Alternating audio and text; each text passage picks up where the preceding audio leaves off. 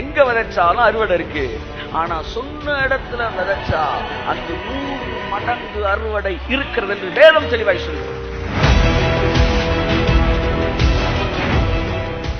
தேவன் சொன்ன அந்த இடத்த பஞ்சம் வருது. இப்ப மேட்ரு என்னன்னா, அவர் ஒரு விஷயத்தை சொல்லித்தர விரும்புறாரு. நான் சொன்ன இடத்துல நீ இருந்தீனா உலகமே பஞ்சத்துல இருந்தாலும் உனக்கு 100 மடங்கு ஆசீர்வாதத்தை நான் தருவேண்டா. வாசிங்களேன் அந்த 26:12 வாசிங்க. 26:12. ஈசாக்கு அந்த தேசத்தில் விதை விதைத்தான். அந்த தேசத்தில் அப்படி போக கூடாது. ஈசாக்கு அந்த தேசத்தில், எந்த தேசத்தில்? அந்த தேசம் என்ன தேசம்? ஒன்னா அவசரம் சொல்லுது, பஞ்ச தேசம். இப்ப நான் சொல்றேன், ஈசாக்கு அந்த தேசத்தில், எந்த தேசத்தில்?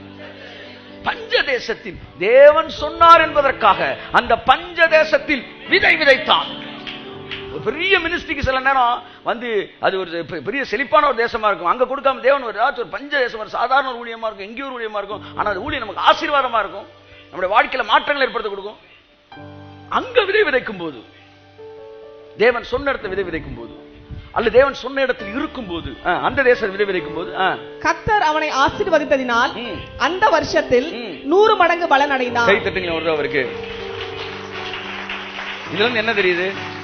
விதைச்சா எல்லா இடத்துலயும் வரும், ஆனா சொன்ன இடத்துல விதைச்சா கையத்தட்டு.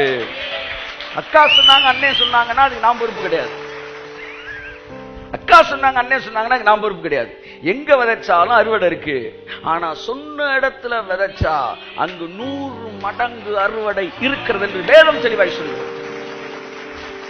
13 வசனம் சொல்லுது, சொன்ன தேசத்துல இருந்த ஈசாக்கு எப்படி ஆசீர்வதிச்சாராம்? வாசனா, அவன் ஐஸ்வர்யவானாகி, ஈசாக்கு ஐஸ்வர்யவானாகி வர வர விருத்தி அடைந்து, வர வர, கமான் கமான் சொல்லுங்க, வர வர, கமான் வர வர, வர வர, வர வர, வர வர, வர வர, வர வர, வர வர விருத்தி அடைந்தான், மகா பெரியவனாராம்.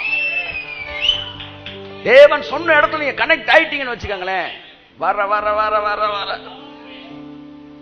நீங்க விருத்தி அடைஞ்சுக்கிட்டே இருப்பீங்க. It's a challenge. நான் சொல்றேன், தேவன் சொன்ன இடத்துல இணைக்கப்பட்டு. ஆமா, இந்த வாரம் கொஞ்சம் லேட்டா இருந்துருச்சோம், பக்கத்துல இந்த சர்ச் பக்கம் போயிருவோம். இந்த வாரம் பெட்ரோல் காசு கொஞ்சமா இருக்கு, இந்த சர்ச்சுக்கு போயிருவோம். இப்படியே என்ன கொடுமையா இருக்கு புரியல எனக்கு. God is very conscious about the ground which you should be connected. ஆமென் சொல்லுங்க.